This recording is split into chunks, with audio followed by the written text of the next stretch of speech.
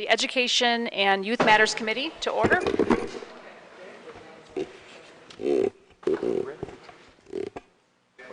Mr. Clerk, would you please call the roll? Alderman Cone. Present. Alderwoman Ingracia. Present. Alderman Gunther. Here. Alderwoman Rice. Here. Alderwoman Martin. Alderwoman Navarro. Here. Alderwoman Middlebrook. Present. Alderwoman Clark Hubbard. Correct. Chairwoman Spencer. Present. Alderwoman Martin. You have 8 present. Thank you, Mr. Clerk, and I'd like to excuse Alderwoman Martin as an excused absence for tonight. Thank you all for being here tonight. Thank you for being present for the city's new committee, the Education and Youth Matters Committee, and this is our first hearing ever.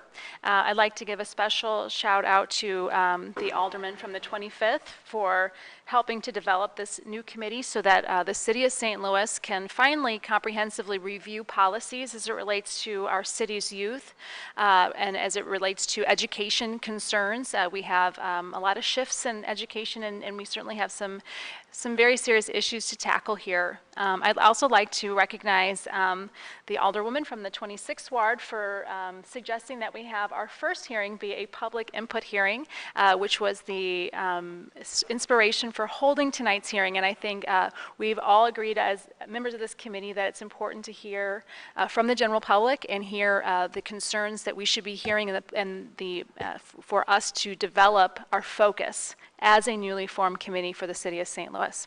So thank you both for that. And thank you all for spending your Monday evening here with us as we enter our holiday week here.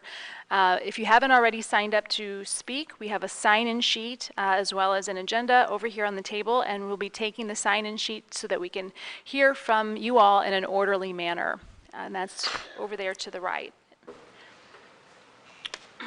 And with that, I'd like to turn it over to my committee members to speak briefly about what it is that the committee would like to hear, and then we'll turn it over to everybody in the audience to also bring forth issues that you'd like this committee to consider.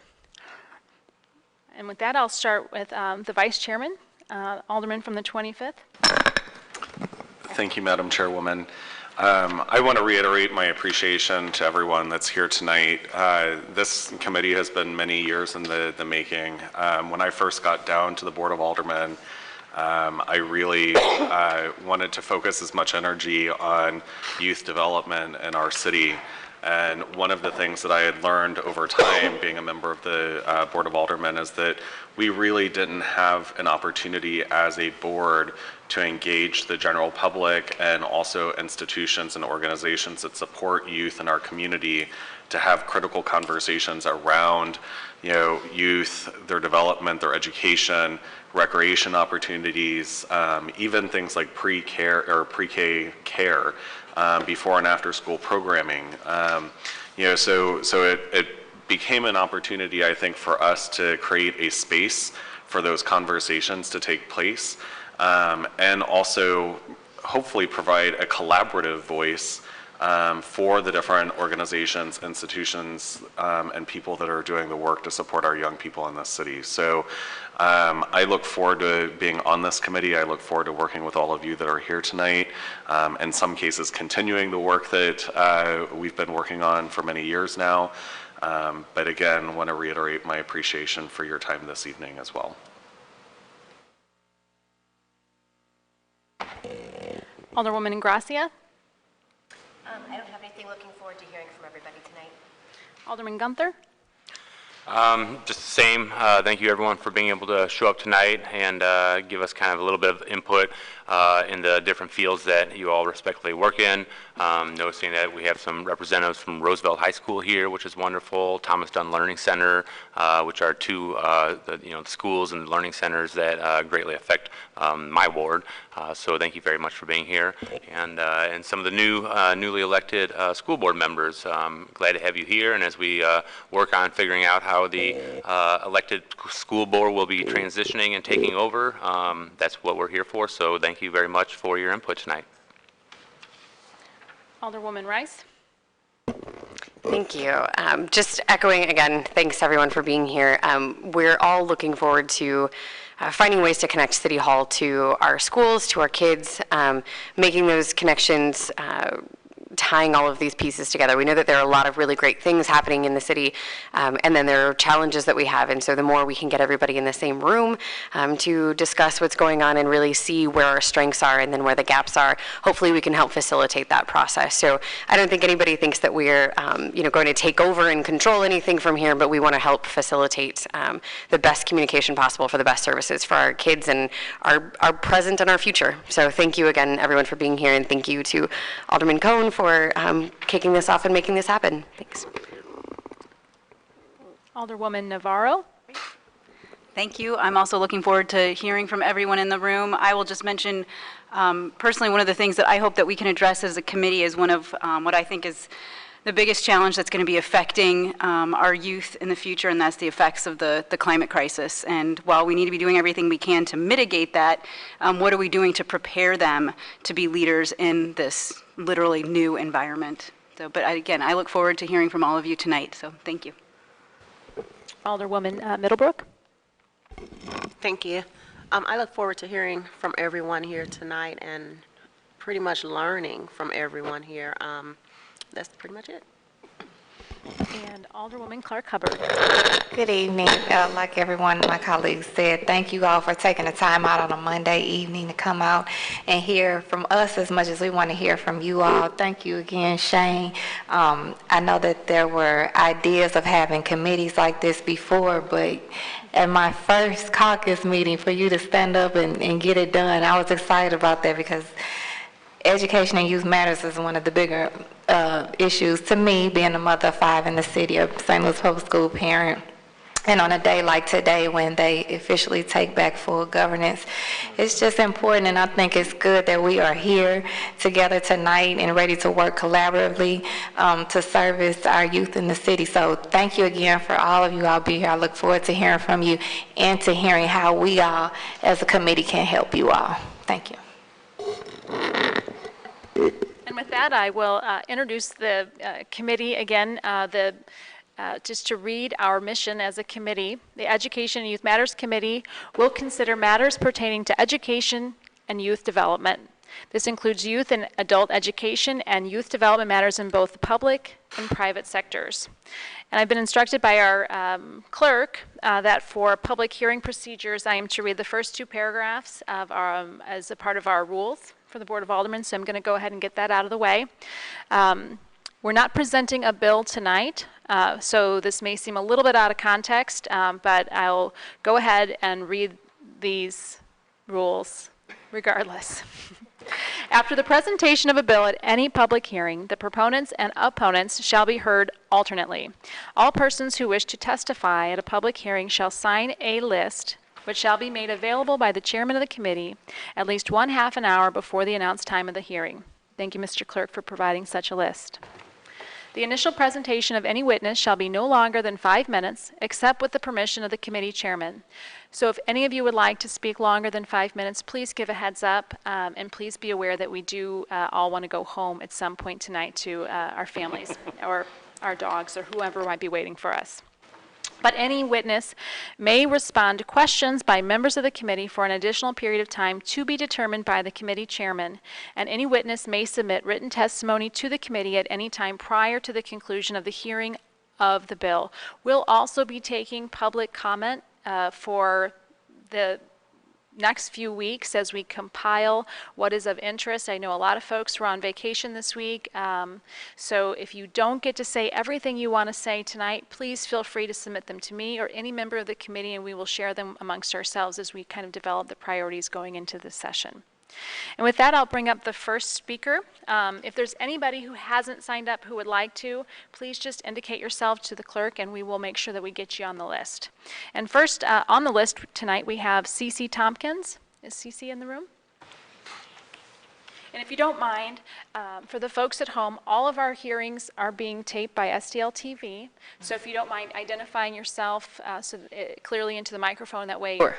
Can you hear me okay from here? Yep, just go ahead and state your name and the organization you're representing. So the record. CC Tompkins with the Children's Education Alliance of Missouri. So I am the Community Outreach Manager for the Children's Education Alliance of Missouri. We are a K-12 parent advocacy organization that believes that all children deserve access to a quality education no matter where they live and no matter how much their family makes. In my role, I help parents find the best fit school for their kids. I speak with them over the phone and in person to make school recommendations for traditional public schools, magnet schools, charter public schools, private schools, VIC transfers to the county, and now virtual education. I provide parents with the information about schools, including data on quality from the Department of Elementary and Secondary Education, and firsthand knowledge about individual schools, cultures, and educational focuses. We want to make sure that families are aware of all their options because we believe that all children learn in different ways, and parents should have a variety of options to choose from to find the best fit for their child. I applaud St. Louis for being one of the 2 cities in Missouri that provides parents multiple options. My hope for St. Louis is that we can start to shift our conversation happening around our school landscape. We should embrace the pluralism we have, as well as start to view education in terms of which schools are doing well regardless of the type of school they are. We should be supporting and learning from schools that are getting the job done. We should be duplicating quality programs and sharing best practices. Schools should also consider sharing resources to create more opportunities for more children.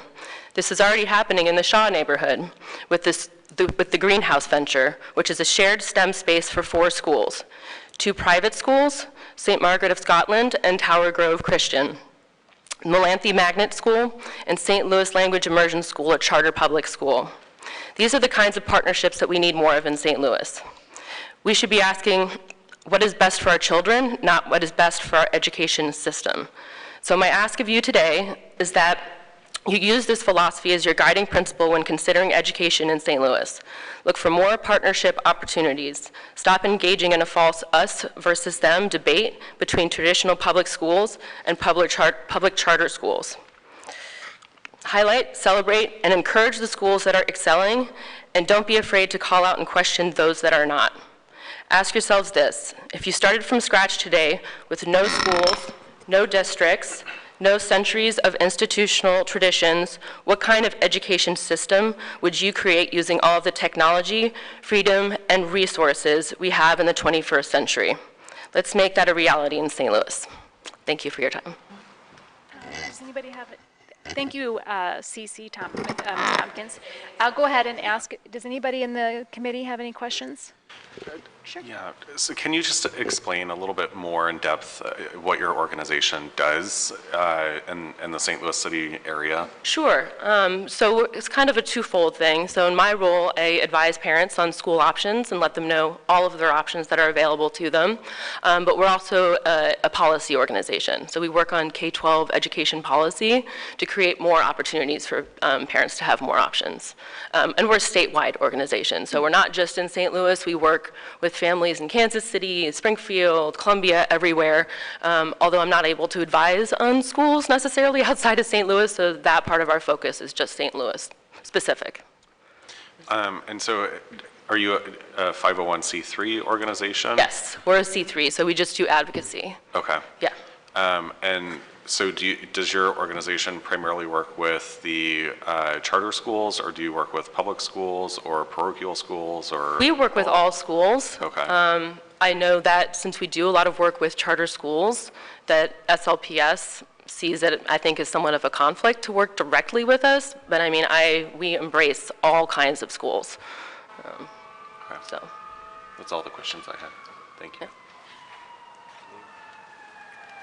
Can you tell us where you get your funding from? We're privately funded, and we do a lot of fundraising throughout the year. So, yeah. Thank you for being here tonight. All right, thank you for your time. Next up, we have Will Suggs, who is here representing the Self.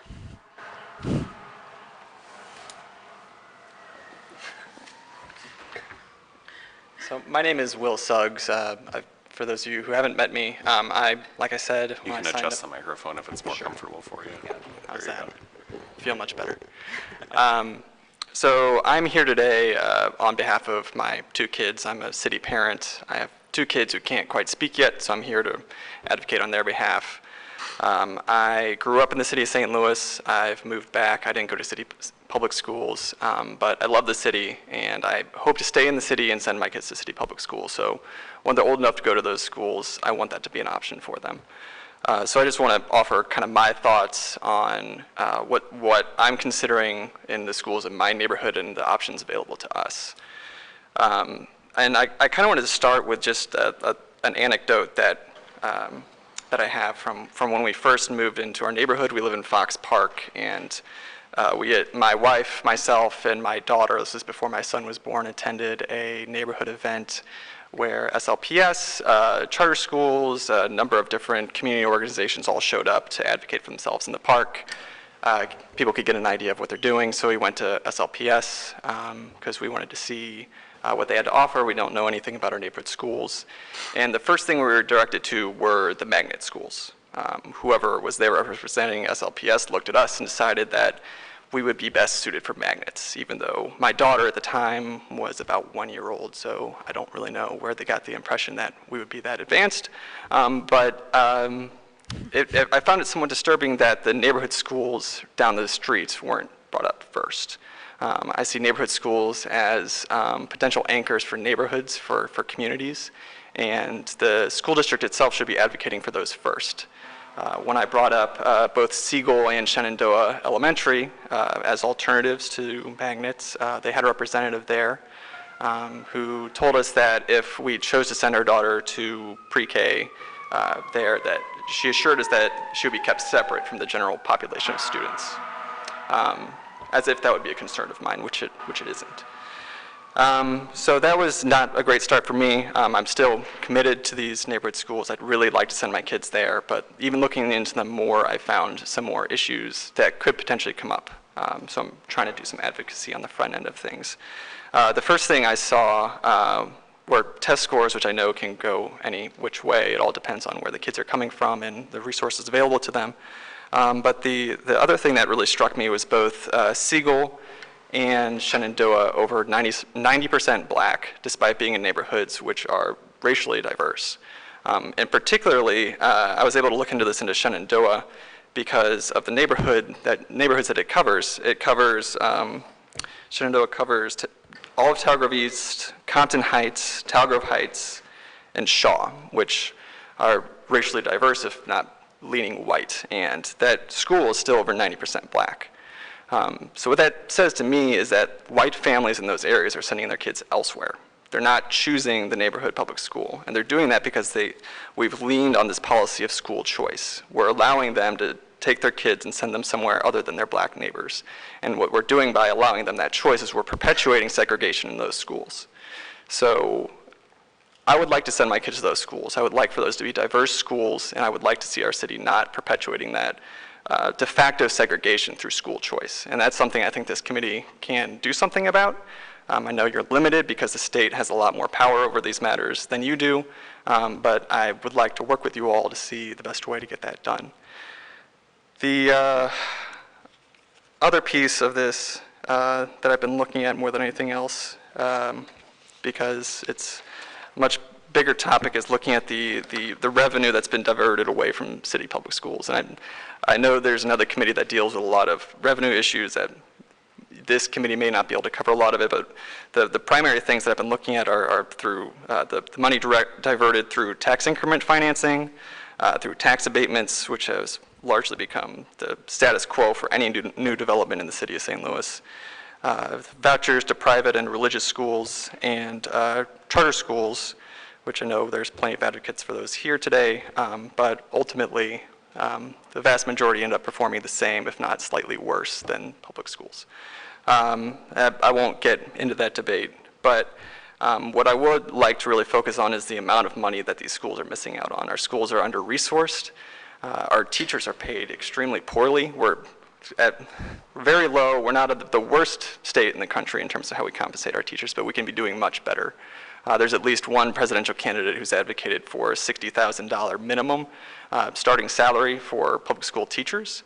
I think that would be great. That may not be attainable considering we're at something around like 34 right now in the city of St. Louis. But that's what we should be going for, and we should be going for neighborhood public schools that provide wraparound services that can be anchors and institutions in our neighborhoods. And we're not going to do that by allowing people to send their kids off across the city and drain those schools of both racial diversity and academic achievement by sending the highest achievers to magnet schools. These can be real anchors for our neighborhoods, but we're just not allowing them to do that through our policy of school choice. So just to kind of summarize, there's one other small piece that's completely related to these, a little less controversial, is that in order for my kids to get to Siegel, which is actually my neighborhood school, they have to cross over Jefferson Avenue at Russell. Jefferson Avenue at Russell is an extremely dangerous intersection. I think just the fact that it's a couple blocks from 44, I mean, I'm a large person, I expect to have large kids, but they're still small and they're much more vulnerable to that. Drivers in St. Louis can be extremely aggressive. I feel like a lot of basic traffic laws aren't even being enforced in the city. And it's scary. It's scary for me to walk around the streets, just not even having to cross the street, and to send my kids across that street every day for the entire school year. It's not something I want to do, and maybe I'll be able to send them to Shenandoah instead, but that's outside of my neighborhood. I have to figure out that process. So that's just another piece. And just to kind of go back and summarize, I'd like to see money quit being diverted from our public schools. I'd like to see an end to the de facto segregation of our neighborhood schools, and I'd like to see the goal for this committee to be above the bare minimum of having competent schools, but being able to provide more for our neighborhoods and make them anchors and institutions within our neighborhoods. Thank you. Thank you, Mr. Suggs, for being here, especially as a parent, spending your Monday evening with us to talk about this. With that, I'll take any questions from any committee members. Sure. I'm curious about your thoughts, if you could expand a little bit more on magnet schools. I guess most magnet schools are not for high achievers. There's just 3 in my mind, unless you know differently. And I think sometimes magnet schools are designed to be niche schools to fit sort of the characteristics of certain kids who want to learn a certain type of way that's outside of the traditional Academy of Basic Instruction. So are you not supportive of magnet schools in general, or just the ones that you have to test into?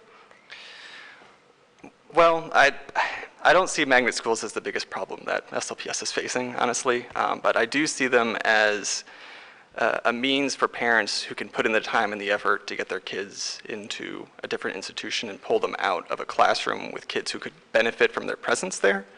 I don't know much about the other magnet schools that are not high-achieving schools, honestly. I'm still looking into it. I don't know much about it. Okay. Yeah, well, and I think we've spoken about this before. Candidly, my kids are at a magnet school, and I wrestle with that almost every day because I would have loved to have sent my kids to Hodgin Elementary, but they would have been, in a much different situation than they would be at any other school. And so I'd be happy to work with you on this issue. I think that there needs to be some interaction with the school district, but also with members of the community to get people ready to send their kids to a school. I mean, we can be Pollyanna-ish, but there are definitely in some of the neighborhood schools, not just school choice for white families who are wanting to send their kids other places, but there are people of color who send their kids all over. Shenandoah Elementary does not have, over half of the kids there don't come from the neighborhood. And so I think if we want to have real neighborhood institutions, we need to have both people of color and white folks sending their kids to neighborhood schools. So I'd be happy to work with you on that, and thank you so much for being an involved constituent. It's appreciated. Thank you. And I mean, that's the dilemma that we all face ultimately as parents, is we want to do what's best for our kids. So it's going to be tempting when they're school age to want to send my kids to the best possible school and get them the best possible outcome, because that's what matters to me. But hopefully they can have similar outcomes in my neighborhood school, and we can make that a quality option for them. I had a quick question, just as a background, and I can appreciate your passion for wanting your children to go to school in their neighborhoods and in St. Louis Public Schools, as a matter of fact, because I share that same passion with you. That's why my children are in St. Louis Public Schools. But I just was curious, since you mentioned it, that you didn't go to public schools. What school system or what school district were you in? I went to SLU High. My parents sent me to Catholic school all the way through college. I was fortunate in a sense, but at the same time, I struggle with them because I'm not Catholic myself. But I live with that, and I'm trying to do something different with my kids because I have different values than my parents. Absolutely. Okay, thank you. Thank you again for coming up here. You brought up some really important issues, I think, issues that have been resonating with us, members of this committee offline, and thank you for bringing them to us here tonight. Thank you. And next on the list, we have Ms. Natalie Vowell, representing the Board of Education, the newly instated elected Board of Education. Thank you for being here tonight, Natalie. Just a clarification, I'm not officially representing the board. I'm here as a citizen, but I am a member of the board. Oh, sorry, it says here. Okay. Sorry, it was too much to clarify. Yep. So as you mentioned, as of today, we are the governing body of St. Louis Public Schools, and thank you all for starting this committee. I think it's fitting that you're meeting today. I just wanted to welcome a collaborative relationship and welcome all of you, encourage you to attend our meetings to see what we're working on, make sure we're not duplicating efforts.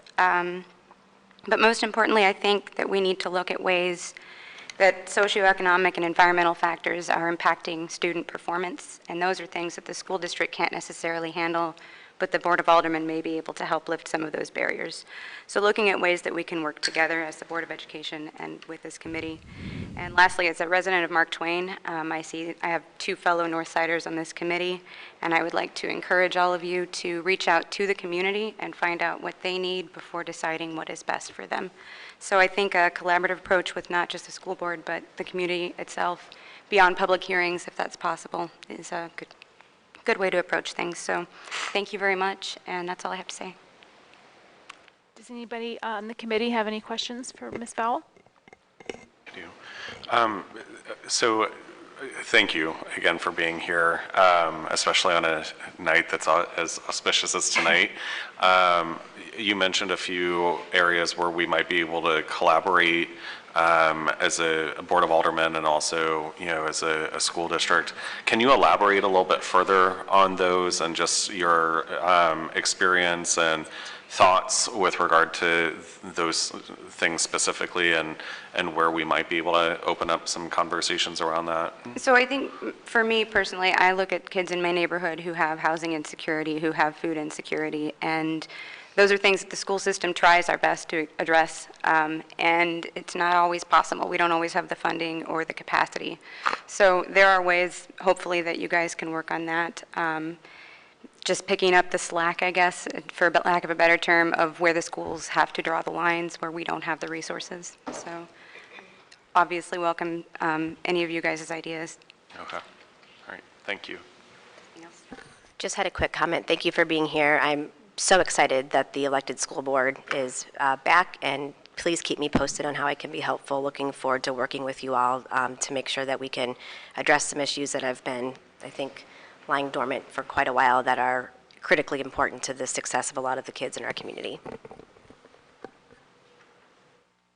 Lastly, our first meeting is July 9th at 6:30, St. Louis Public School District headquarters, 801 North 11th Street.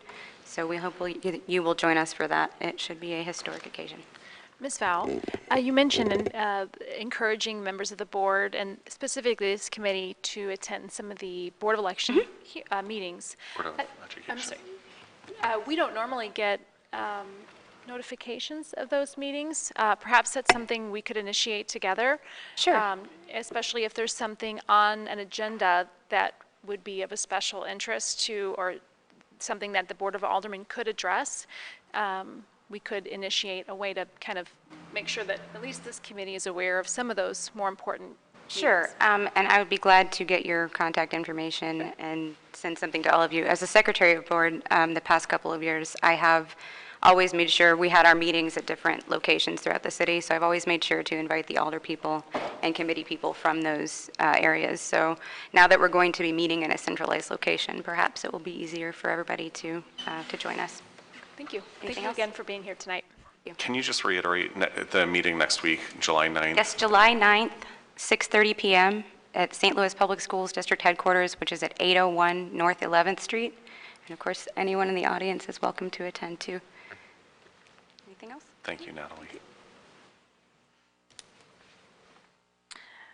And next, we have Miss Dorothy Rhodey Collins from the Board of Education. Hi, my name is Dorothy Rhodey Collins. I'm a resident of the 8th Ward in the Shaw neighborhood, and I'm the president of the Board of Education. I'm really excited that this committee has been formed. I think it presents an excellent opportunity for all the city residents, educational institutions, and community leaders to come together collaboratively and work to achieve positive outcomes for all of the students in our city. And children, even those that are not students. So I ask that you would see the Board of Education as an ally and as a resource as you begin your work and as you continue to work through to achieve those goals. We all would look forward to working with you as you do that, and we're looking to achieve equitable outcomes for all of our students. And with that, I'll take questions from members of the committee. Alderwoman Rice. Thanks. I just want to say, as alder person who represents you as a constituent, thank you so much for being here. It was the idea of, I believe, Alderwoman Clark Hubbard and Alderwoman Gracia or Alderwoman Spencer, I'm sorry, to have this meeting tonight, especially to mark the transition over to elected control. So congratulations to all of you that are here, that are part of the board, and we look forward to strengthening this relationship. So thanks for coming tonight. Great, thank you. I'll go ahead and interject here. For anybody who doesn't have at least my contact information, I'll go ahead and put my cards on the table. And if anybody would like to follow up with members of the committee to share with me your contact information, and that way there can be some follow-up, I'll just mention that now before we proceed so that we can continue to have dialogue. Anybody else have any questions for Ms. Rhodey Collins? I have a quick question. Yes. Do you know if your meetings will be live streamed now? That is something that we're in discussion about. The one on the 9th would not be, no. Okay. Myself and Heather won't be able to be at that meeting as much as I would love to be at that meeting, because I'm echoing the sentiments of my colleagues. I'm just excited and elated that you all are taking full governance today. So maybe, I'm sure someone, not just representing the committee, will be there, and we can just have notes and report it back from the first meeting to the committee, because it's going to be important and monumental, and just know that we're rooting for you. We're rooting for you. Thank you. That is as well. Thank you. Next, we have Ms. Paula Gardner from Thomas Dunn Learning Center.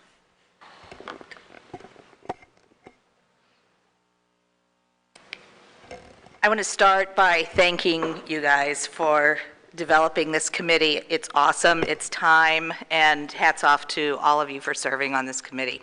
I'm here, my name's Paula Gertner, and I'm representing Thomas Dunn Learning Center, the adults and the youth that we serve there. You guys know the statistics of Dutchtown, you know the statistics of the youth there. 40% of our population is under 22. 5.5 years ago, I knocked on a lot of doors and did some surveys of the folks in the neighborhood, and the number one ask was to have a GED program or a HiSET program. And so we've established that. We started with the school district. We then moved to our own program. We've typically got 20 some odd adults in the program at all times. We've had 2 cap and gown ceremonies now of graduates. And one of my biggest concerns with the education of the youth is this past winter we had 5 students under 20 years old in our HiSET program that have dropped out of high school, not necessarily because one was kicked out, but the others were fearful of their lives. They wanted to get on with their lives. They just needed their high school education, and it's a concern, and it's a talking point that needs to be had on the kids that want to drop out of school and move on with their lives. The HiSET program is just one of the programs, the adult programs we have. We serve over 8,000 people a year now, but I want to talk a little bit more about the youth that we've served. So we're in our 6th summer of serving youth. Again, we started that way in 1930, and we've come back to it. We see a little over 1,000 youth come through our doors every year, and in the past couple of years anyway. Last year, we had 163 individual youths using our computer lab. 14 of them were members of our Southside Youth Council that meet every Monday. If you guys ever want a youth voice, you're welcome to bring them here or come to them every Monday afternoon if you want to hear a youth voice. They've done a lot of field trips learning about their region and doing some little fundraisers in the neighborhood and just a variety of things. They've really developed their voice, so they'll tell you what they think. We typically employ about 5 youth, usually through Southside or the St. Louis Youth Jobs or other places, and we organically mentor a lot of youth through the center. So that led us to knowing that we needed to have a drop-in center because we have kids that are out of school, they have nowhere to go, they come in and they sleep in our center, we feed them until they can go back to school because they've been kicked out for whatever reason. And so finally this year we've been able to partner with the St. Louis Recreation Division, and a couple of weeks ago we opened what we call The Place in Marquette Rec Center next door.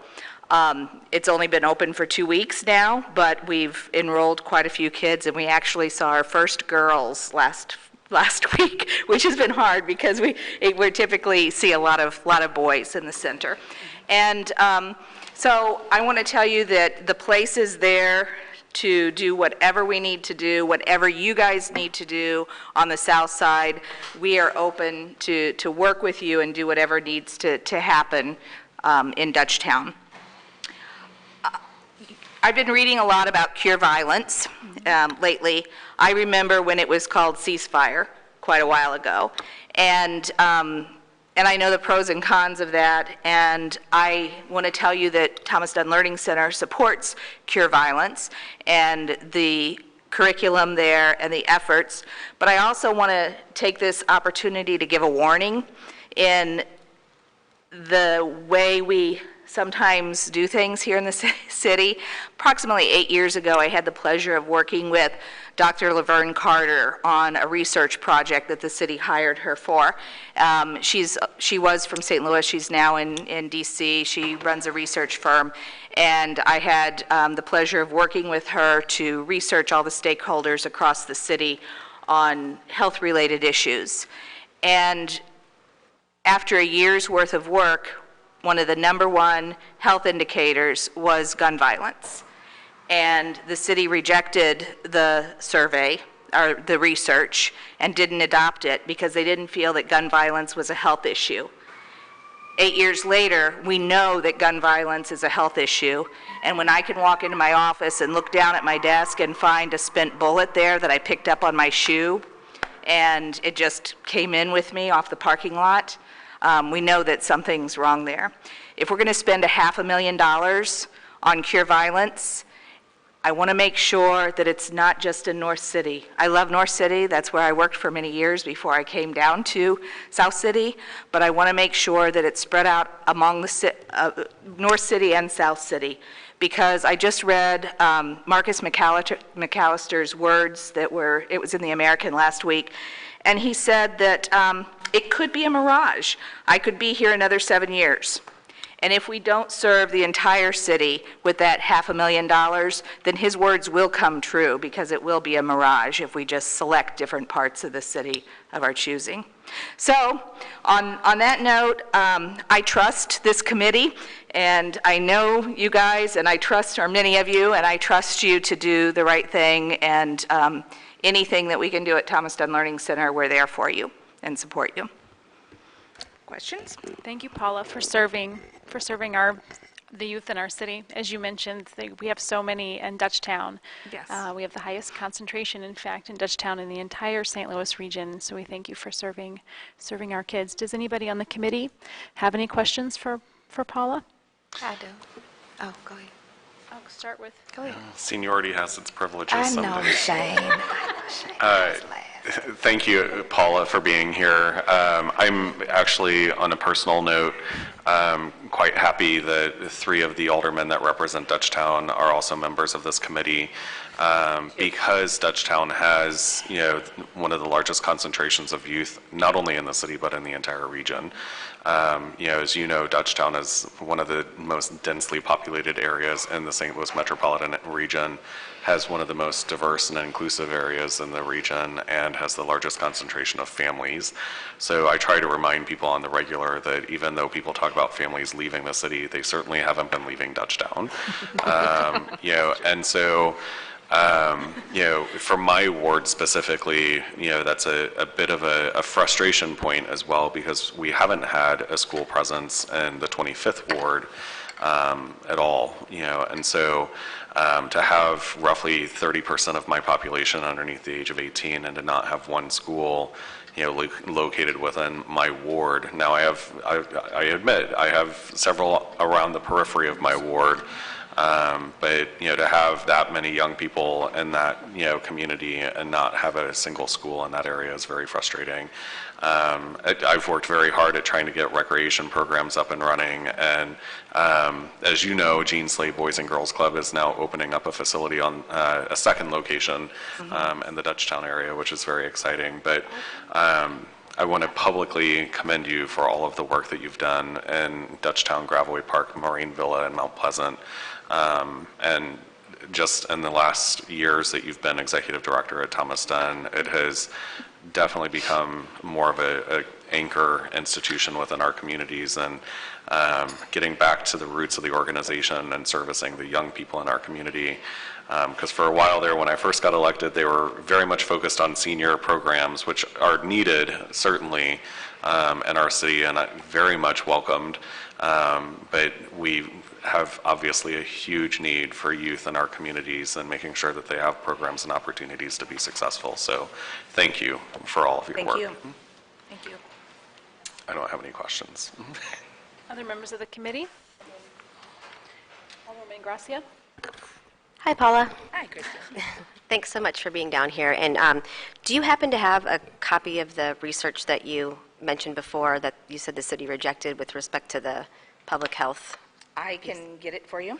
Okay. It was done, Dr. Laverne Carter Reese is the name of the organization. She's in Washington, D.C., and it was approximately 8 years ago. Paula, if you could share that with me, I'd be happy. We could share that with the whole committee. Thank you, and thank you for the work you do. I wish Thomas Dunn were in the 6th Ward. Any other questions? Any other questions? Okay. Nice to meet you. My name is Shameen Clark Hubbard again. I represent some of the north side. So I know we're all partial and kind of biased to our neighborhoods and our communities, but I will be honest, in dealing with the meetings around Cure Violence, I have heard about you all's concentrated violence concerns around youth in Dutchtown, and thank you all for introducing me and making sure I was aware of that, because for me, equitable distribution of services across the city, not one side or the other, is important. So with respect to that, I just had a couple of questions about the place, because I don't know if you know that my colleagues and I have a bill before us, Board Bill 81, that's going to be a revised curfew law for youth in the city of St. Louis. And in speaking with some of the officers about the curfew laws and about the curfew bill and their concerns, they kept bringing up the idea of the curfew centers that the city used to have. So with that, the place sounds similar to what they used to take the youth to when they would pick them up off the streets outside of curfew, they would take them to these curfew centers. This bill kind of puts them in a more aggressive side of that, which is the concern. What are the hours of the place? And also, how can you help some of us, starting with myself, because I was just at Wold Community Center, which is in the 26th Ward on Saturday, and some of the employees spoke to me about just what you're doing, a drop-in center for a lot of the youth that they see on the streets and the hours that they're not open. Can you just speak briefly on the hours and how somebody else can duplicate that in their centers in their ward? Sure. Right now, since we just started 2 weeks ago, we're open 3 days a week from 3 until 6, Tuesday, Wednesday, and Thursday. By the time school is back in session, we hope to be open from 3 until 7, 4 days a week. It would be awesome if we could grow to that point where we were open for as a curfew drop-in, but we would have to work with the city on that. And I would, in the future, I would speak to Mr. Bill Bixson, who's in the room tonight. I'm sorry to call you out on that, but about the other recreation centers and maybe making that happen. I think that would be a fabulous idea.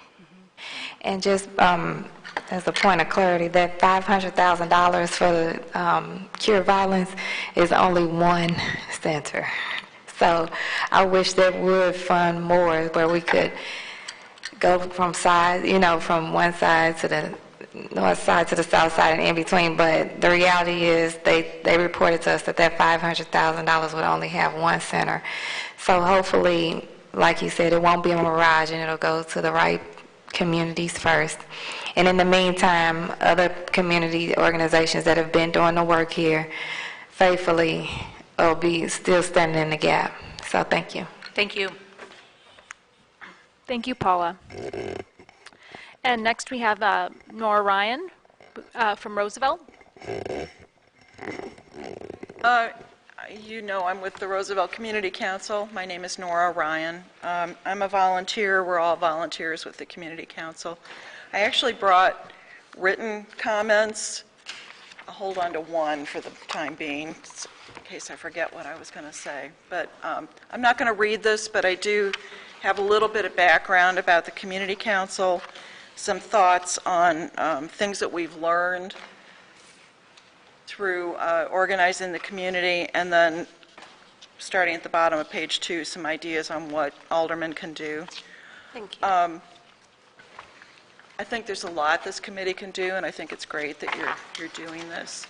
One of the things that I did want to point out is that aldermen have a lot of moral authority, so to speak, and if we're holding a fundraiser and you guys tweet about it and come to it, it helps us.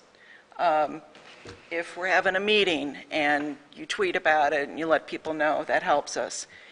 If there's not a community organization supporting a particular school, I think that, and it's in your ward, I think that you all could pull together some committed citizens to organize and support that school. And if you attend those meetings, that would be even better, because people want to hang out with you guys. So, seriously, they do. That's debatable, but so depends on which one, Nora. Huh? Depends on which one of us. Okay, so anyway, as you know, I know most of you, I'm actually an attorney, so I can't help but churn out paper, so that's why you're getting written comments, and that's all I had to say other than what's in the document. Questions? Take members' questions from the committee. Thanks for being here. I don't have a question for you, but just wanted to thank you for your long-standing commitment to doing really exceptional work at Roosevelt High School for those kids, and it's been an honor to work alongside you, and Thank you. Appreciate the comments, because this is a new committee, and I think we have sort of a mission statement, but outside that, it's good to get advice from the public on how we can move forward, so thank you. Okay. Thank you, Nora. Thank you for your, for those of you who don't know, going above and beyond with all kinds of fundraisers and working to make sure that the Roosevelt kids have access to after-school programs and all kinds of things. Thank you so much for what you do. Thank you. Listen, before I step down, point 5 under things you guys could do is to ask someone from the Ferguson Commission to come and speak. I've had this idea kind of floating around in my brain that it would be really a neat thing to have presentations at high schools that would involve parents and kids, and now that you have this committee, it could involve the Board of Aldermen, to really study what the Ferguson Commission had to say about education and youth and things that we could do better to provide equity for our kids. So. Thank you especially for putting together a list specifically identifying things that aldermen can do. I think, we talked about there are a lot of different players here, the state, and there are a lot of different levels of responsibility. The Board of Aldermen has a specific set of authority that we can participate in, but identifying things that are specific to our purview and what we can actually do is really helpful. So thank you for that. Thank you. I would just like to add, I know that some folks had mentioned emailing the committee. I did write the email addresses for all of the committee members and their associated names, and the clerk made copies of that, and so they're over on the table if any of you would like our email addresses to communicate with us going forward.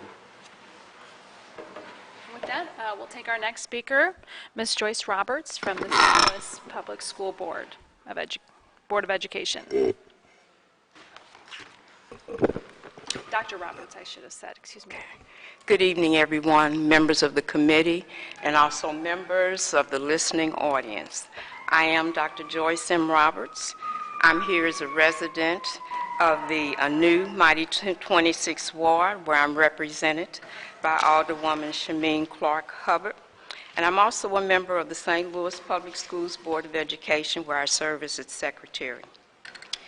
My board mates have echoed my sentiments regarding collaboration, your ability to serve as advocates and liaisons for education. When education works for all children, the metropolitan region thrives. And so I'm really here to applaud your vision and the initiative taken to establish this much-needed committee. Questions? Thank you. I'll take questions from the committee. I'm just curious. We've heard a lot from folks, some of your colleagues as well, about their ideas in terms of how we can collaborate with one another. And I'm just wondering if you have any specific suggestions in terms of how we might collaborate with one another. Just so, as I believe my colleague from the 6th Ward, Christine Ingrassia, had mentioned, we are a new committee, as you know, so it's nice to get input, especially from members of the elected school board, where they think that we can partner with each other so that we can continue that momentum going forward. So I'm just curious if you have any thoughts tonight. Well, just as you are a new board convening this evening, we are also a very new board, and we'll have an opportunity to collaborate and come back before you with a seamless list of things that you can help us with. Mm-hmm. Wonderful. Wonderful. Thank you. Okay. Good evening. Hi. So yes, proud and excited and grateful and honored to serve and represent you down here at the Board of Aldermen. I told Shane when he announced the committee that during the campaign, one of the things you mentioned was that you wanted to set up separate education committees for each ward.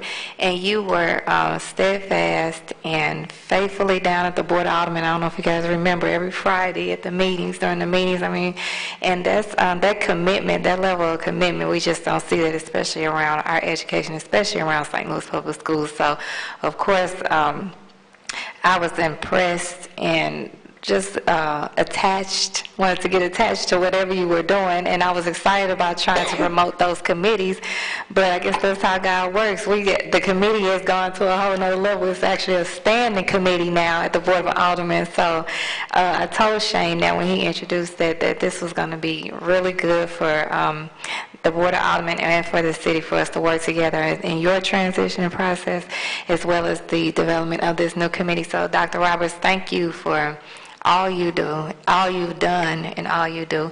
And I want to make sure they know the position that you hold within the elected board, because that'll probably help with the correspondence of your meetings and everything like that. Exactly. So again, thank you. I have goosebumps standing. She's the secretary of the elected school board. And next we have Miranda Jones from Better Family Life. Good evening, and thank you for letting us come and talk to you today. I know you said 5 minutes, but if I do a little bit more, okay, thank you. I just wanted to make sure. I want to only talk for 5 minutes, let's say that. I wanted to also congratulate the St. Louis Public Schools elected board. I am not a citizen of St. Louis, though I feel like I am because I work at Better Family Life, and we are there like 90% of the time. I have pillows and blankets, so I feel like I'm definitely a member of the of this city and a resident of the 26th ward. So I did want to say I am I'm a neighbor in Jennings and a fellow school board member and a fellow council member from Jennings. So understanding, the connectivity of the school board and the council is so important. We've even passed legislation so that our meetings don't conflict, to make sure that we can both be at all the meetings. With our community being so small, we felt like that was so important. So we actually listed all the meetings because we were conflicting. We couldn't go to both of them. And so those are one of the things that, just thinking about some of the ways that you guys can partner is looking at those meeting dates. But I'm here really to talk about Better Family Life. And I know a lot of people have heard about Better Family Life because we've been in the community for a long time, especially with a lot of our community outreach efforts. But a lot of people don't know about how much we do in the community outside of some of just our community outreach efforts. We've been around for 36 years, and our goal is serving families, youth, and underserved people in communities. We have 5 different areas that we really work in primarily. One is workforce development. The other is cultural arts, housing and asset development, community outreach, and the department that I serve in is youth, family, and clinical services. Just to give you a couple notes about what we've done, in 2018 alone, we served 8,047 youth, and that's throughout the region. We served 35,000 hot meals. We have 638 kids that we serve in after school every day. We have 112 that we served during youth workforce last year, so that means we put 112 kids to work last year. And we've served over 6,232 kids with healthy relationship development education, with teen pregnancy prevention education, and conflict resolution education. Some of our programs include, and we have a lot of them, and really 16 funded programs. Some of them, our largest one is our teen pregnancy prevention program, which is funded through the Office of Adolescent Health. We also do sexual risk avoidance, which is the other way of saying abstinence programming. We do after school program. Again, we serve all the schools in Normandy, and then we have a program in our Better Family Life building in which we bring youth from 20 different schools to our location. We pick them up in a van and bring them to our school. We have our Kaumba Youth Performance Ensemble, which has performed all over the area, and we've also gone out of town. We've performed in D.C. and in Chicago, and they're ambassadors of the arts, and so they do different cultural activities to make sure that people understand what's going on in our community through the arts. We have our Youth Leadership Academy, which is really important. We have teen leaders, and we're actually working in partnership now with the Youth Violence Prevention Partnership. And so we've been able to do some youth cafes over last summer in which our youth were helping in writing the strategic plan for the Youth Violence Prevention partnership that we have here. We also are now leading the Youth Leadership Council on that, and we're also teaching conflict resolution through our youth violence prevention. We also have our America Scores program, which we love, and a lot of people don't realize America Scores was a standalone organization a few years ago, but now we are actually the ones that have the affiliate. So we teach soccer, poetry, and literacy, and we do it in about 7 different schools right now. And they do a competitive soccer league, and so we're really proud of the program as it's growing, as well as Volkswagen just came on. So if you're watching any of the World Cup, you'll see some ads for our America Scores program during the World Cup that's being broadcasted right now. We also have BFL Cares, which is comprehensive access to resources, which we work with a lot of our clinical services. We teach Too Good for Drugs and Violence in several other schools. And I have a whole lot of other programs here, but I'm going to shorten this up. Some of the other ones would include our Education and Equity, Youth and Equity program. So we're working with a program out of D.C. in partnership with Deaconess Foundation to fund putting together a committee of different constituents and partners to work with youth equity and education. So that gives you kind of the full circle of some of the things that we do, and how we are serving 8,000 kids and families a year is because we do it in all these different areas. When you talk about things that we would love to see, we know that right now, when we talk about, we have to talk about crime, because so many of our kids are really struggling with trauma. Even my own kids, just in being in the neighborhood and having issues driving through the neighborhoods. And so, just making sure that we are really adequately talking about trauma and funding those programs that are really dealing with kids that have trauma. We'd also like to get to know our police officers in our community. One of the things that we've noticed is that, community policing is so important to us, so that we can start to put a face with those people that are protecting us, and that our kids feel comfortable around the police officers. Right now, they don't. They feel like they're almost enemies instead of friends, and people that are there to protect and serve.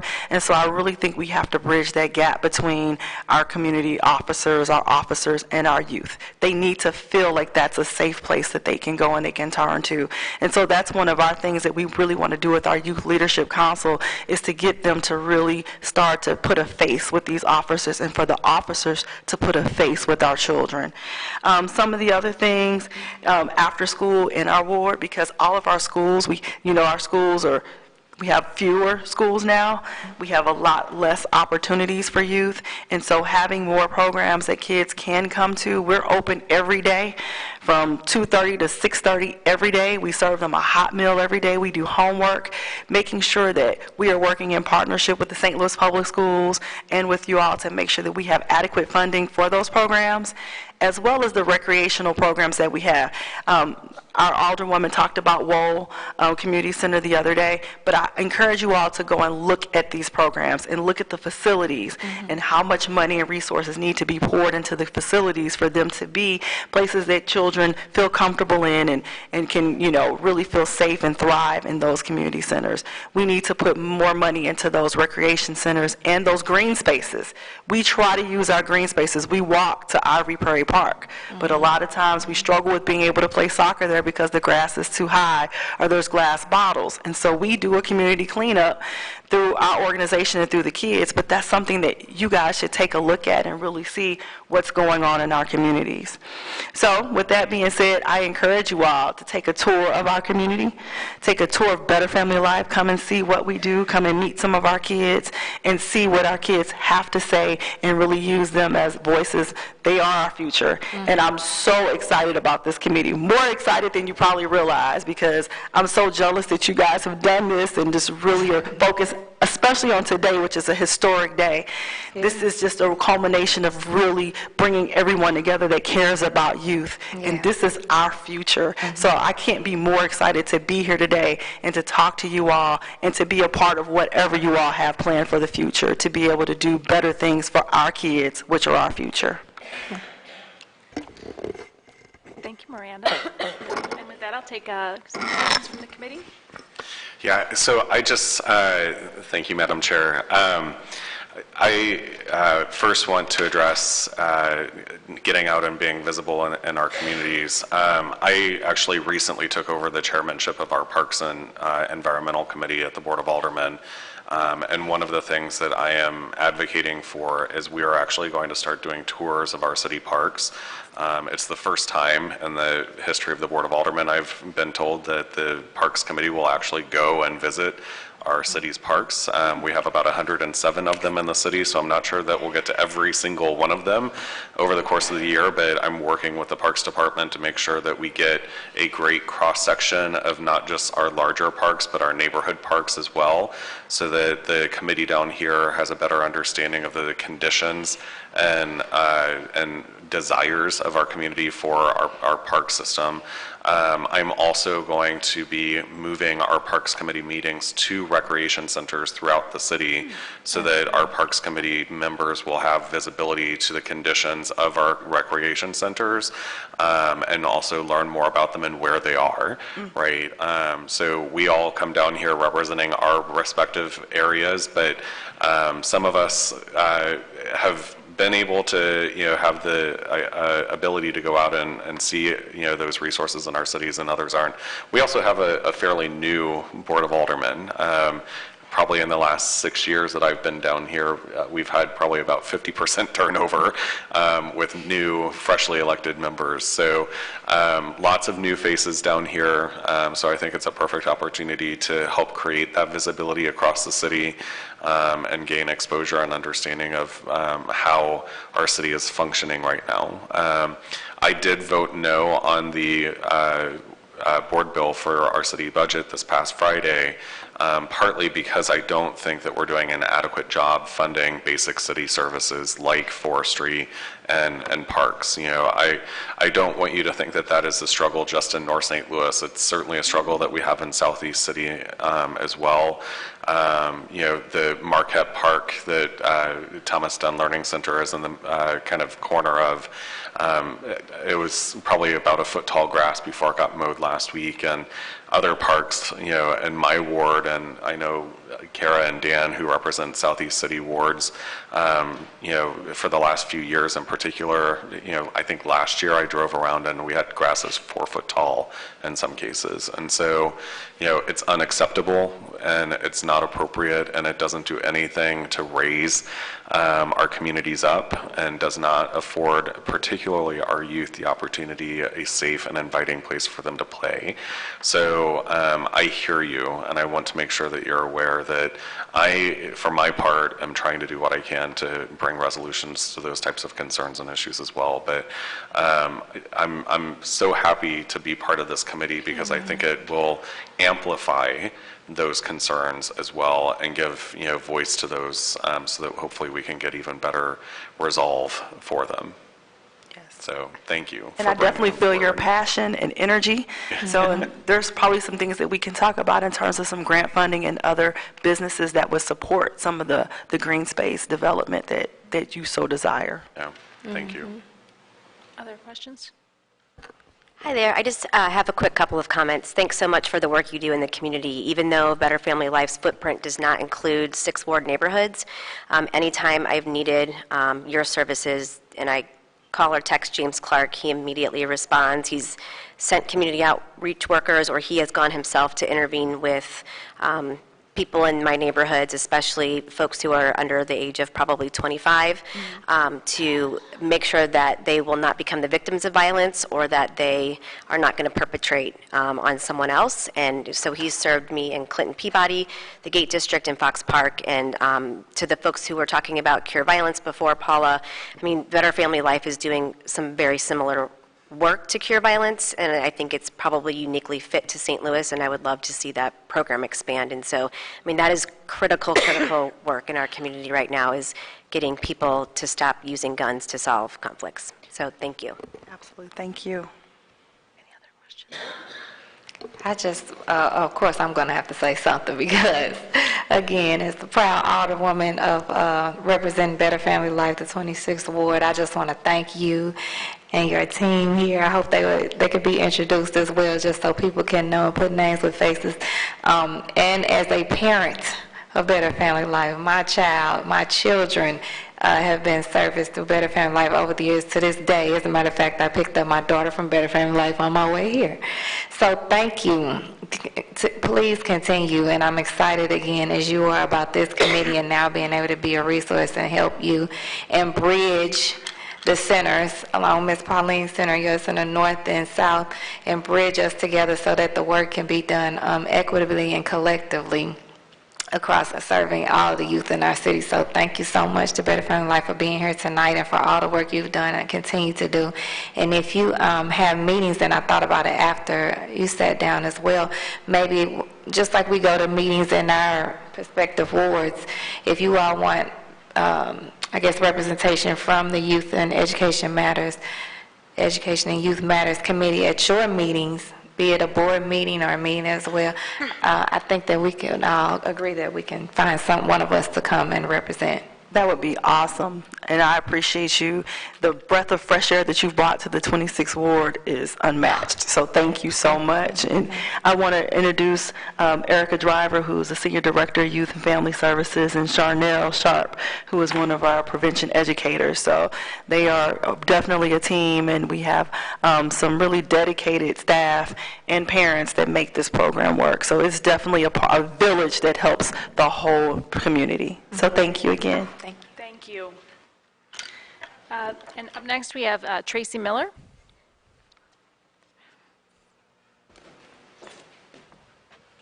Hi, I'm Tracy Miller. I am also I'm a newly elected member of the board, the St. Louis Public Schools elected board. Also here as a member of the 9th Ward, former classroom teacher for St. Louis Public Schools, former contractor for St. Louis Public Schools and Holyoke, Massachusetts, Boston Public Schools, Oakland.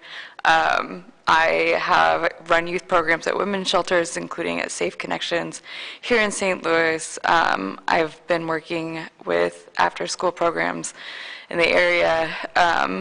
And I currently work for Khan Academy, which has the mission to provide a free world-class education to anyone, anywhere, and over 60 million users around the world. I'm saying all this. I already won the election. I don't need to get my credentials out there again. But I'm saying all this to say that I've been having these conversations about education. I'm also an education policy PhD student here at UMSL. I'm having these conversations everywhere, and this is the first time that we're having them that I know of on this level. And so I'm so thankful to this group of folks who are here. I believe this is like the perfect place. I love St. Louis, and I believe there's a lot that we can do together in this city for our students. And I feel like I had something else to say, but I'm not sure what it was. You're welcome to share it with us via email Great. after the meeting. I will do that. That's all. Thank you so much Thank you for being here. all of your And thank you for your service to the St. Louis Public Schools. Do we have any And questions? I'll just quickly say congratulations on your election, representing the 9th Ward in Benton Park, and hopefully we'll be able to have a lot more communications as you guys start today as your first official day of taking back control of the public school board. Be happy to work with you and figure out how we can make all this connection together. So, congrats. I owe you an email, don't I? Yeah, that's okay. Okay. I owe a lot of people emails. Okay, I'll get on that. I do think speaking of Benton Park, the one other thing I did want to say is, I think, as you could hear tonight, like, who knew, nobody knew education was so complicated, right? But there's so many puzzle pieces. I just would encourage this group to, I've had to not get overwhelmed. I wouldn't have run for the school board if I didn't think that Mr. Suggs's vision of your neighborhood school being your choice school wasn't one that we could realize together. And I think that one of the things that we want to make sure to do also is think deeply about the root causes of the inequity that's happening in our city schools. And so that's just, I guess, my parting thought to this group is there's a history there. And so while there are all of these pieces that we need to work on together, there's also a lot that's underlying that we need to work on together. Thanks. Thank you. We have 2 speakers left, and we have a lofty goal of a 7:30 departure.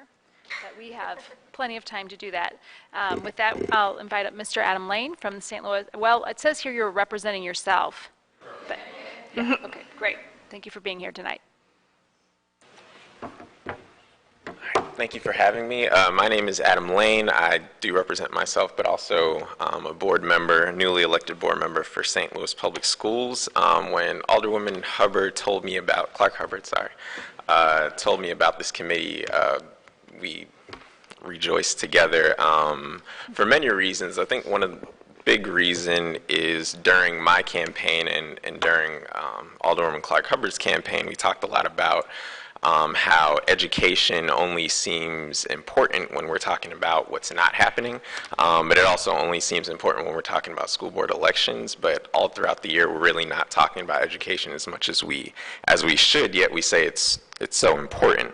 And one of the things that I had brought up was, or many people had brought up also, was we tend to look at education in isolation from the neighborhoods that they are in. So we think about the schools that they're in, we have to look at the neighborhoods that they're in too.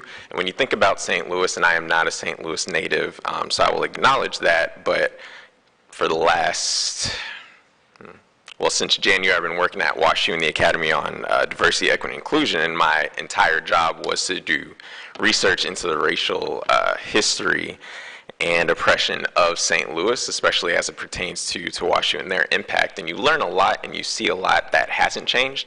And my plea to this committee is twofold. One, just to think very long term and also think strategically about the work that you are going to do. I know that you're probably going to get a lot of, you say Committee on Education, there are going to be a lot of requests that I know is probably outside of your wheelhouse, and that happens to us as board members all the time too.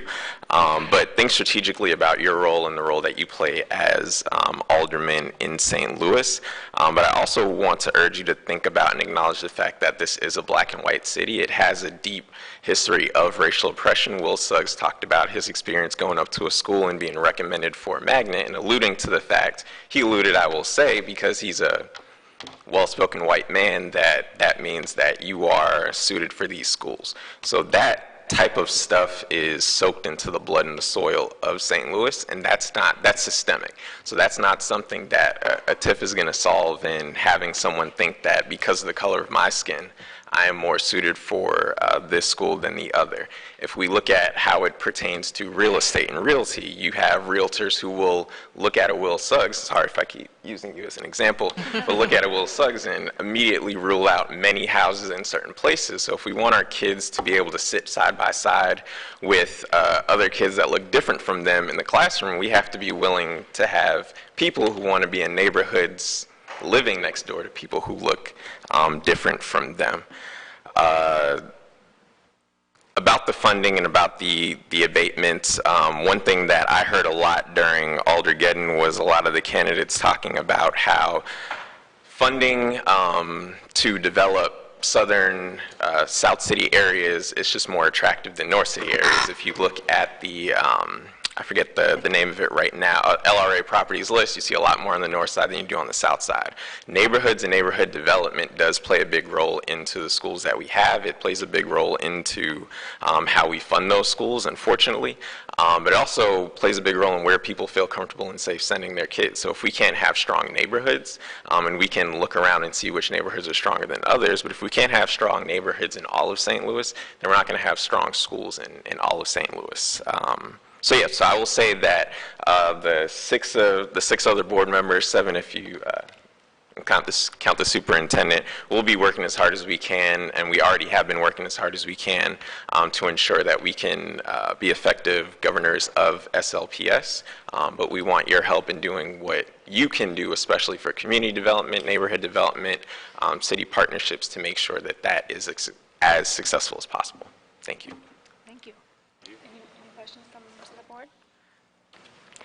I don't have a question, but I would just like to thank you for your commitment as well as the rest of your St. Louis Public School elected board members. First of all, staying, hanging in there for this whole meeting, but you know it's no secret that I'm partial to you because you are a representation on that board that our little African-American black boys need to see. And I thank you for being a good representation of what they need to see.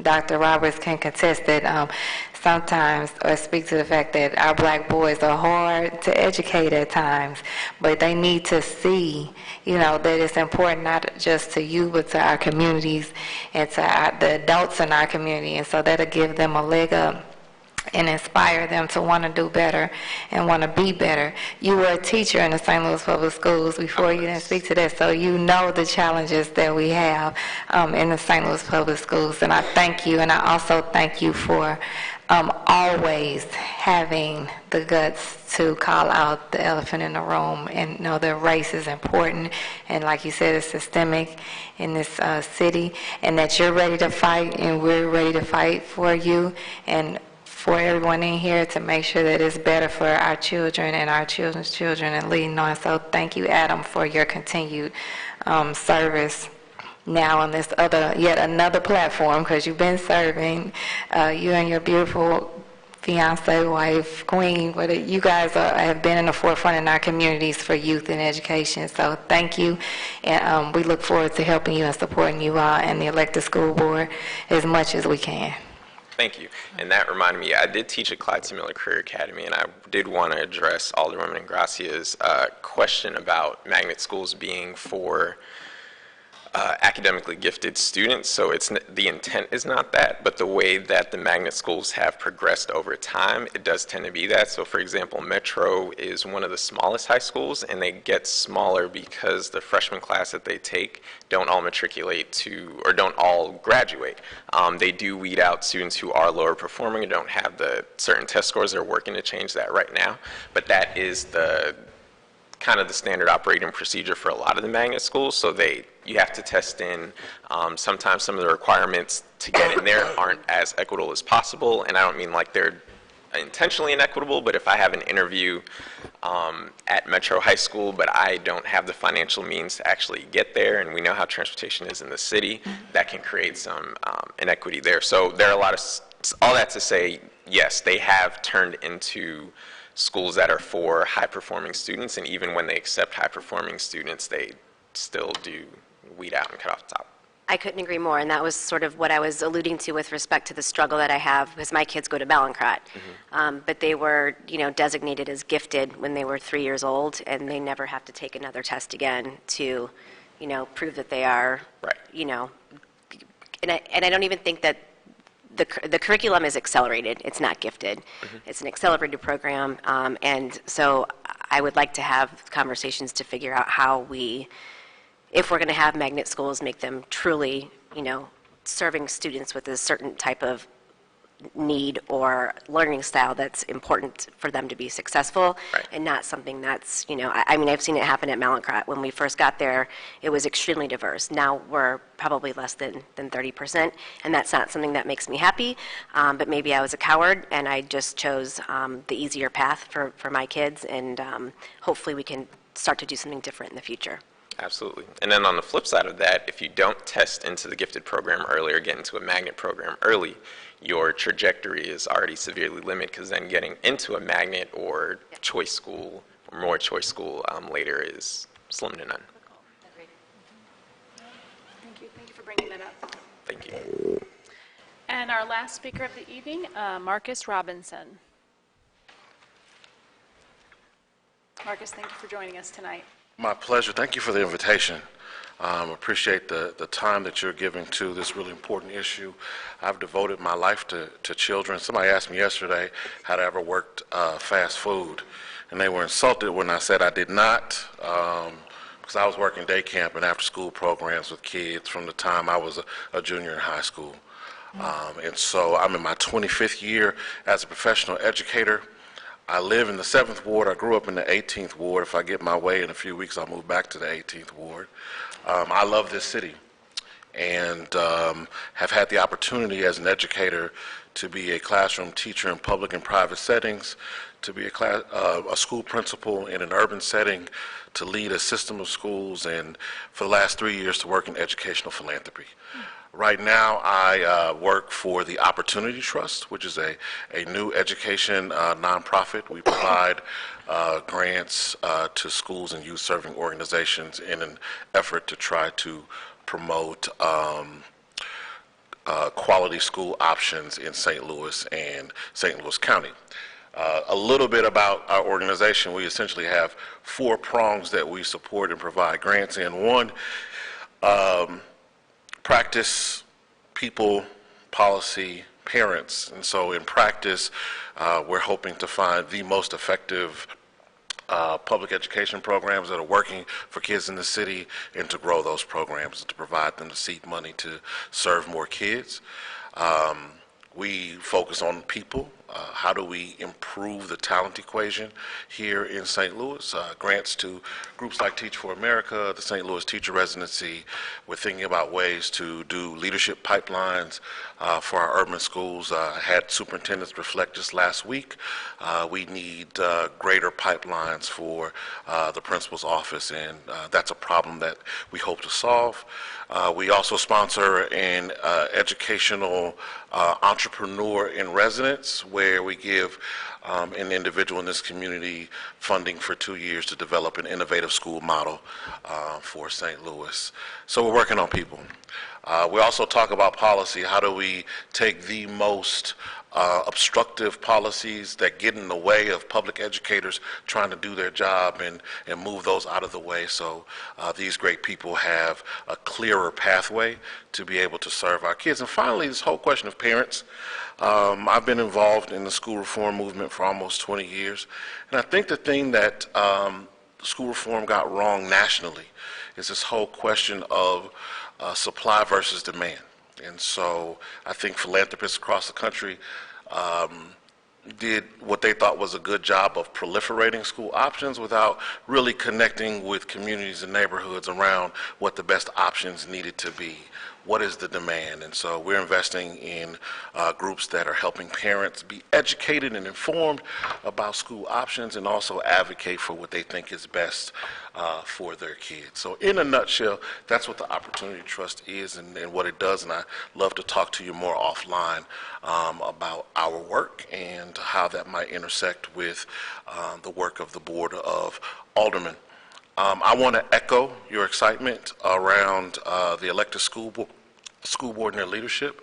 It's rare that you find a group of elected officials with this much educational experience, former teachers, former school principals, and district leaders.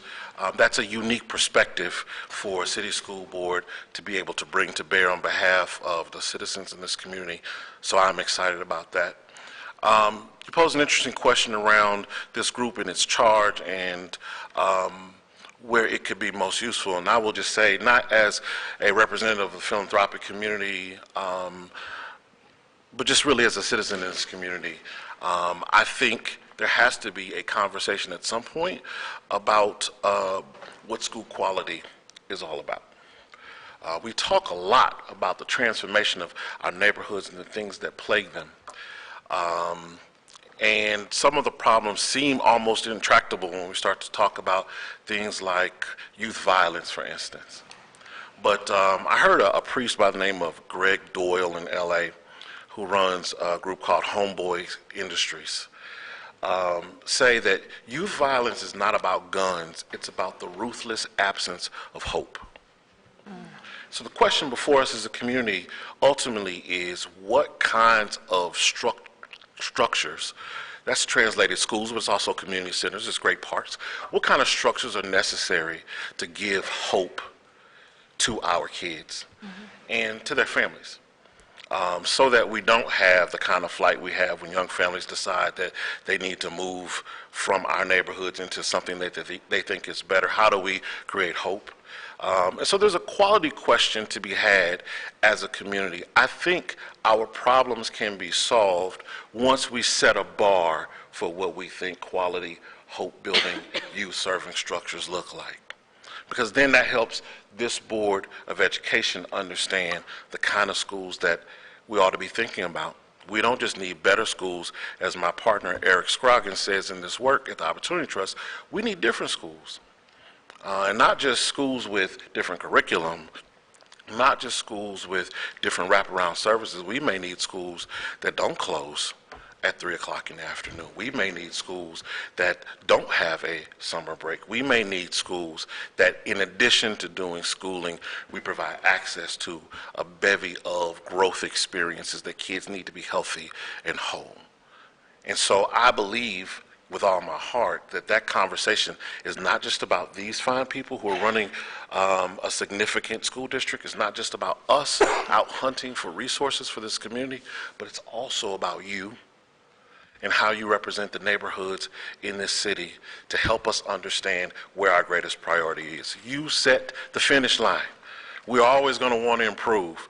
But whether quality looks like 50% proficiency in our city or 80% proficiency in our city or 100% proficiency in our city, that's a conversation that the whole city needs to have, and you are our representatives in that regard. So I look forward to working with you, and again, if it benefits you, I'd love to talk to you offline about our other work. Thank you. Thank you, Mr. Robinson. And with that, I think we will conclude. This is our last speaker of the evening. Did anybody have any questions for Mr. Robinson? We can talk offline. We can talk offline. I want to commend the school board and congratulate you all on your first full day of service.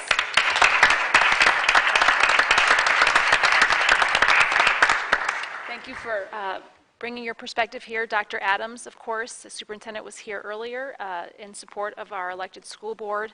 I want to make sure that we acknowledge his presence here tonight. Thank you to everyone here who spent their Monday evening here sharing and listening. I think we heard a lot of different perspectives, most notably a really a holistic approach to education. We heard a lot about not only our schools, but the wraparound service after-school programs, the need for us as a committee to look at violence within our youth population, those green spaces, getting from place to place, from home to school, being able to cross the street without fear of cars, gun violence, and other things that are impacting our youth, trauma, policing, community policing, and other barriers to quality education.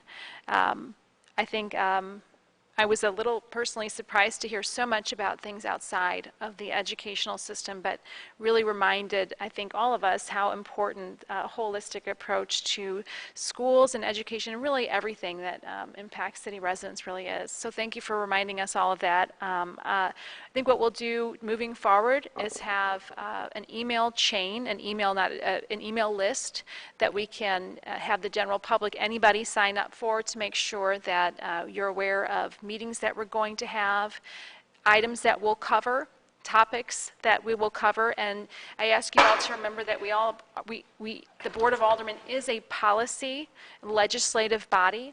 So if you do have issues or proposals or concerns specifically that we can address through policy changes, please make sure to bring those to our attention so that we can start to really kind of go through some issues that that we have responsibility for addressing. When you have a second, I have a comment. If it's sure, go ahead. Possible. Go ahead. So I just wanted to, I'm very happy that we're having all of these conversations on the record. I think that's one of the main uses of this committee, is to have these conversations out in public. And so it just struck me with our last speaker. I know that there are a lot of conversations that are currently happening offline, and I think the whole point of this is to have these conversations online, out in public, out in front, so that we can see what all is going on and what we can be working on together. So as we go forward, I think we are all very interested and would love to have conversations with all of you, in person, especially if you're constituents and have particular interest in our wards. But the more we can have these out in public, the more public hearings like this we can get into, we can really be direct and out in the light as far as what we're working on here for our kids. So thank you. Thank you, Alderwoman Rice. And again, and to spin off that even further, not only do we have the public record, but we also have the ability to convene different groups of people together in a setting that allows for some public discourse in a public manner. So this really can be a forum for some very constructive dialogue, and look forward to moving that ahead. Was remiss in not recognizing our clerk, former Alderman Mr. Terry Kennedy, for providing all of the materials and the agenda. This is new to the Board of Aldermen and much appreciated in keeping us on track and organized. Thank you very much for organizing all that tonight. And with that, I'll take a motion to... I move that we adjourn the Youth and Education, or Education and Youth Matters Committee for our first meeting, and date for our next committee meeting to be determined. When we... That's right. Second? Do I have a second on that? Second. Thank you. All in favor, please say aye. Aye. All opposed? No, let's keep going.